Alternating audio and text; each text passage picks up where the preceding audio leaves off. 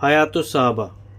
Topic: حضرت مقداد بن اسود اور ان کے دو ساتھیوں رضی اللہ عنہ کی بھوک۔ حضرت مقداد بن اسود رضی اللہ عنہ فرماتے ہیں کہ ایک بار میں اور میرے دونوں ساتھی اس حال میں آئے کہ بھوک اور فقر و فاقے کی وجہ سے ہمارے کانوں کی سننے کی طاقت اور آنکھوں کی دیکھنے کی طاقت بالکل ختم ہونے لگی تھی۔ ہم لوگ اپنے آپ کو حضور صلی اللہ علیہ وسلم کے صحابہ پر پیش کرنے لگے کہ ہمیں اپنے یہاں لے کر جا کر کھلائے پلائے، لیکن ہمیں کسی نے قبول نہ کیا، اس لیے ہم سب کا حال ایک جیسا تھا، یہاں تک کہ حضور صلی اللہ علیہ وسلم ہمیں اپنے گھر لے گئے۔ آپ کے گھر والوں کی صرف 3 بکریاں تھیں جن کا وہ دودھ نکالا کرتے تھے۔ آپ ہمارے بیچ دودھ تقسیم کیا کرتے تھے اور ہم لوگ حضور صلی اللہ علیہ وسلم کا حصہ اٹھا کر رکھ لیا کرتے تھے۔ جب آپ تشریف لاتے تو اتنی آواز سے سلام کرتے کہ جاگنے والے سن لے اور سننے والے کی آنکھ نہ کھلے۔ ایک دن مجھے شیطان نے کہا کہ کیا ہی اچھی بات ہے اگر تم حضور صلی اللہ علیہ وسلم کے حصے کا ایک گھونٹ بھر دودھ بھی پی لو، کیونکہ حضور صلی اللہ علیہ وسلم انصار کے پاس چلے جائیں گے تو وہ حضور صلی اللہ علیہ وسلم کی کچھ نہ کچھ خاطرداری کریں گے۔ شیطان میرے پیچھے پڑا رہا یہاں تک کہ میں نے حضور صلی اللہ علیہ وسلم کے حصے کا دودھ بھی پی لیا۔ جب میں پی چکا تو شیطان مجھے شرمندہ کرنے لگا، کہنے لگا یہ تم نے کیا کیا؟ محمد صلی اللہ علیہ وسلم آئیں گے اور جب اپنے حصے کا دودھ پئیں گے تو تیرے لیے بد دعا کریں گے اور تو برباد ہو جائے گا۔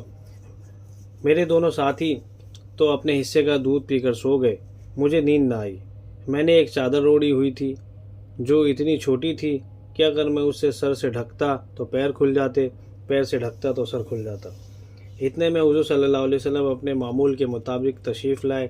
کچھ دیر آپ نے نماز پڑھی، پھر آپ نے اپنے پینے کے برتن پر نگاہ ڈالی۔ جب آپ کو اس میں کچھ نظر نہ آیا تو آپ نے اپنے ہاتھ اٹھائے۔ میں نے اپنے دل میں کہا کہ اب حضور صلی اللہ علیہ وسلم میرے لیے بد دعا کریں گے، میں برباد ہو جاؤں گا۔ لیکن حضور صلی اللہ علیہ وسلم نے دعا فرمائی، اے اللہ، جو مجھے کھلائے تو اسے کھلا اور جو مجھے پلائے تو اسے پلا۔ یہ سنتے ہی امید کے خلاف حضور صلی اللہ علیہ وسلم کی دعا کرنے کے متاثر ہو کر میں نے چھری اٹھائی اور اپنی چادر لی اور بکریوں کی طرف چلا اور ان کو ٹٹولنے لگا کہ ان میں سے کون سی موٹی ہے تاکہ میں اسے محمد صلی اللہ علیہ وسلم کے لیے ذبح کروں۔ لیکن میں یہ دیکھ کر حیران رہ گیا کہ تمام بکریوں کے تھن دودھ سے بھرے ہوئے تھے، حالانکہ تھوڑی دیر پہلے ان کا دودھ نکالا تھا۔ محمد صلی اللہ علیہ وسلم کے گھر والے جس برتن میں دودھ نکالنا پسند کرتے تھے وہ برتن لیا۔ میں نے اس میں دودھ نکالا اور اس کے اوپر جھاگ آ گئے۔ پھر میں نے حضور صلی اللہ علیہ وسلم کی خدمت میں آ کر وہ دودھ پیش کیا۔ آپ نے اسے پیا اور مجھے بھی پلایا۔ میں نے اس میں سے پیا، میں نے پھر آپ کو پیش کیا، آپ نے اس میں سے پھر پیا، پھر مجھے دے دیا۔ میں نے اس میں سے دوبارہ پیا۔ کیونکہ یہ سب میری امید کے خلاف ہوا تھا اس لیے مجھے بہت زیادہ خوشی ہوئی اور پھر میں خوشی کے مارے ہنسنے لگا۔ میں ہنسی کے مارے لوٹ پوٹ ہو گیا، زمین کی طرف جھک گیا۔ آپ نے مجھ سے فرمایا، اے مقداد، یہ تیری حرکتوں میں سے ایک حرکت ہے۔ تو میں نے جو کچھ کیا تھا وہ میں آپ کو سنانے لگا۔ سن کر آپ نے فرمایا، یہ عادت کے خلاف اس وقت بکریوں سے دودھ مل جانا تو صرف اللہ کے فضل و کرم سے ہی ہوا ہے۔ اگر تم اپنے دونوں ساتھیوں کو بھی اٹھا لیتے، وہ بھی اس دودھ میں سے کچھ پی لیتے تو یہ زیادہ اچھا تھا۔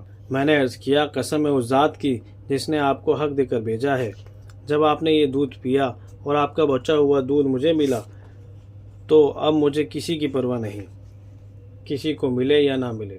یہ انہوں نے حضور صلی اللہ علیہ وسلم کے تکبر کے مل جانے پر خوشی ظاہر کرنے کے لیے کہا۔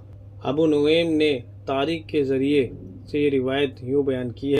حضرت مقداد رضی اللہ عنہ فرماتے ہیں کہ جب ہم لوگ مدینے پہنچے تو حضور صلی اللہ علیہ وسلم نے ہمیں 10 کر کے ہر گھر بانٹ دیے۔ میں ان 10 مسلمانوں میں سے تھا جو حضور صلی اللہ علیہ وسلم کے حصے میں آئے، اور ہمارے پاس صرف ایک بکری تھی، اس کا دودھ ہم آپس میں بانٹ لیا کرتے تھے۔